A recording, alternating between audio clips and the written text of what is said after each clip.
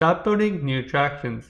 They are a waste of resources and don't even solve the problem that is trying to be fixed. While new attractions are an important part of a park, by encouraging people to come back and experience something new, this type of new attraction, which utilizes expansion plots, in most cases is a terrible idea for a park.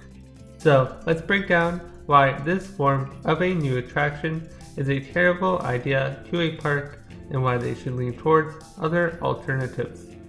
The main excuse that theme parks use when greenlighting a new attraction that would be an expansion point to an existing park or area is that they're a great way to reduce crowding issues in that park. But this, in most cases, is not really the case. This is because, while on the surface, the plan may work as it adds capacity to a park, in most cases, the park chooses to increase the amount of guests that are allowed inside the park as they now have more room to do so, meaning on a busy day, the same areas will be just as crowded. In addition to this, the guests often go towards the newer addition inside of a park, resulting in even more crowding issues in that particular area. So, in one way, this type of expansion does work as it draws guests towards a newer attraction / area of the park. However, the same result can be achieved by adding new attractions in other areas of the park as well. This is an alternative that makes much more sense. You see, new attractions, whether they are an expansion point or not, eventually lose some of their crowding issues as they become less popular over time, a problem that has plagued and plagues several other attractions inside of that park.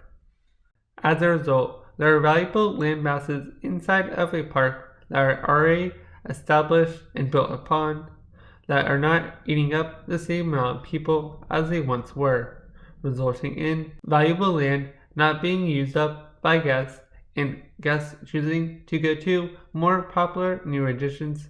In addition to this, these attractions, even if they were once popular, are not as appealing as the modern rides, as they often lack modern technology to help them stand out and compete today in the modern theme park environment. But what if there was a way to transform these areas to become more popular that also results in less expenditures and capital as opposed to newer expansion points of a park? Well, you can do just that by re-theming an existing ride into a new attraction and or enhancing it into a newer experience of the attraction. This is a much more valuable option because they are a cheaper and faster alternative to building on an expansion point.